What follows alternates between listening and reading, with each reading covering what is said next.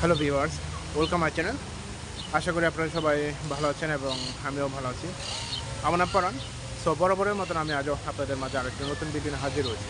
তবে আজ আমি আপনাদের মাঝে যে বিষয়টি শেয়ার করব আসলে খুবই একটি গুরুত্বপূর্ণ ভিডিও। যারা বর্তমানে স্পেনে আসতে যাচ্ছেন রোমানিয়া থেকে, তাদের জন্য এই বিষয়টা খুবই গুরুত্বপূর্ণ। অনেকেই জানতে চেয়েছে যে রোমানিয়া থেকে স্পেনে যাওয়ার পর আবার রোমানিয়া ফেরত আসতে পারবে কিনা, বা রোমানিয়া থেকে কার্ডটাকে অ্যাক্টিভ করতে পারবে কিনা। আসলে আপনারা জানেন যে স্পেনে যে প্রসেসিংটা চালু করেছে, অর্থাৎ 2 বছর মেয়াদি হিসাবে এমপাদ্রোনার মাধ্যমে, অর্থাৎ আপনাকে এখানে থাকার পরে একটা কন্ট্রাক্ট ব্যবস্থা করার পর 2 বছরের শেষে আপনাকে এটা জমা দিতে হবে, তারপর হচ্ছে রেসিডেন্ট কার্ড পাওয়া যাবে।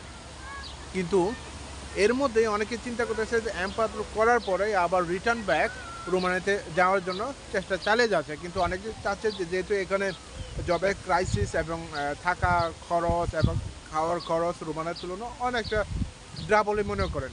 তো এই বিষয়ে অনেকেই তথ্য চেয়েছে যে আসলে কতটা অ্যাক্টিভ বা পজিটিভ হবে যে রোমানিয়া আবার চলে আসার পর রোমানিয়া থেকে কাজ করা যাবে। তবে হ্যাঁ, এখানে অনেকেই এই ধরনের করতেছে এবং অনেকেই করতেছে কি এমপাদ্রো করতেছে 3 মাস পর পর অন্তর অন্তর এখানে আসতেছে। আমার হাতে কোনো অনেকেই পরিচিত লোক এভাবে আসতেছে। কিন্তু একটা জিনিস অবশ্যই আপনাকে ক্লিয়ার করতেছি, আর সেটা হচ্ছে যে অবশ্যই আপনাকে এখানে যে সোসাইটির যে কার্ডগুলো আছে, মনে করেন health insurance card, bank card, তারপর হচ্ছে লাইব্রেরি কার্ড, এই সমস্ত কার্ডগুলো অবশ্যই আপনাকে তৈরি করতে হবে।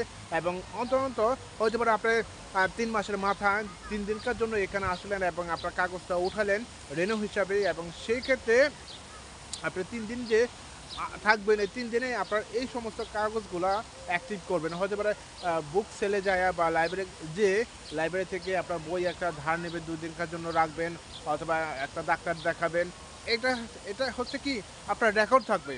কারণ হচ্ছে যে এমপাদ্রোর মাধ্যমে আপনারা যে পাসপোর্টের রেজিস্ট্রেশনের মাধ্যমে হচ্ছে এগুলি করেছেন, যেহেতু আপনারা এখন পর্যন্ত টাইম নাম্বার পান নাই, সরি টাইম নাম্বার না, নীল নাম্বার পান নাই। নীল নাম্বার পেতে অন্তপক্ষে আপনাকে 2 বছর অপেক্ষা করতে হবে। যদি কেউ এই সমস্ত বিষয়গুলো করতে পারে তাহলে মনে করি অ্যাক্টিভ। তবে হ্যাঁ, অন্তপক্ষে আপনারা 6 মাসে এখানে আগে আসবেন, সেটা হচ্ছে যে 2 বছর শেষ হওয়ার 6 মাস আগে আসতে পারলে সবচেয়ে বেস্ট মনে হবে।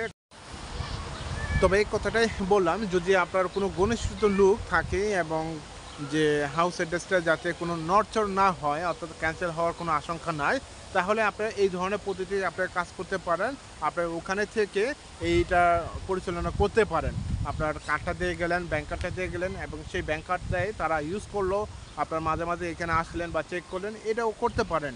কিন্তু আপনি যে এখানে আসার পর পরে যে আপনাকে সমস্ত কিছু এখানে থাকতে হবে, এই বিষয়ে আপনাকে কোনো উল্লেখ করে নাই।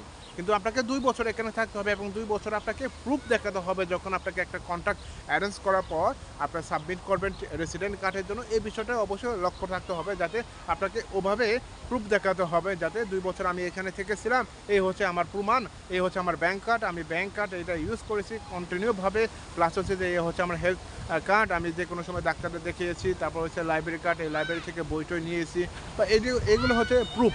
আপনাকে এগুলি প্রুফ দেখাতে হবে। তাছাড়া আপনি যদি অন্য কোনো জিনিসপত্র যদি কিনেন, বা হাউস হোল্ডার হিসাবে কোনো ওয়াশিং মেশিন বা মাইক্রো ওভেন বা যে কোনো কিছু যদি কিনেন এবং আপনার নামে যদি কোনো বিল থাকে, তাহলে এগুলো আপনাকে প্রমাণ করতে পারবেন যে এগুলো আমি ইউজ করেছি এবং এখানে ছিলাম। কারণ 2 বছর পরে তারা হচ্ছে এটা খুবই স্ট্রেট ফরওয়ার্ড হিসাবে তারা এটা কাজও করে নেবে, কারণ পর্যাপ্ত লোক এখানে ঢুকে গেছে এবং পর্যাপ্ত লোক ঢুকার কারণে হচ্ছে যে এই জিনিসগুলো তারা ভেরিফাই করবে।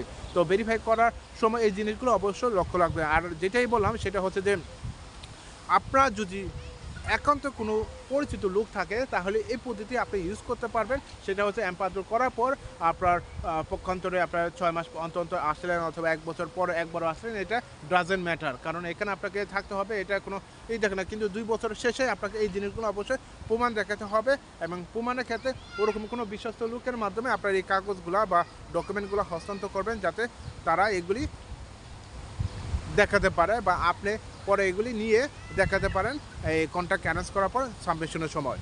তো এদিকে অবশ্যই লক্ষ্য রাখবেন, কিন্তু আপনি ওখানে থেকেও এই জিনিসটা করতে পারবেন। তো সবাইকে ধন্যবাদ জানাচ্ছি আমার এই ইউটিউবের চ্যানেলের পক্ষ থেকে। এছাড়া আপনার যদি কোনো মতামত ও মন্তব্য থাকে, তাহলে অবশ্যই আমার এই ভিডিও কমেন্ট বক্সে লিখবেন।